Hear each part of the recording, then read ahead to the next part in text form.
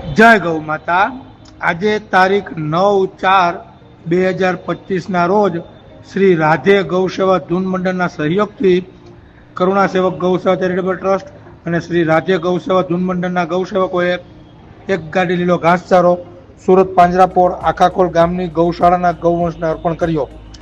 ત્યારબાદ ચોમાસાની સિઝનમાં વાવેલા લગભગ 50 જેટલા મોટા વૃક્ષોને પાણી પીવડાવવાની સેવા આપી અને ત્યારબાદ પાંજરાપોળના બીમાર ગૌવંશના વોર્ડમાં બધા જ બીમાર ગૌવંશના પડખા ફેરવી તેમની સાફ સફાઈ કરી તેમને પાણી પીવડાવીને લીલો ઘાસચારો આપ્યો અને વાછરડાના વોર્ડમાં મા વગરના બીમાર અને અશક્ત વાછરડાને દૂધ પીવડાવવાની સેવા આપી।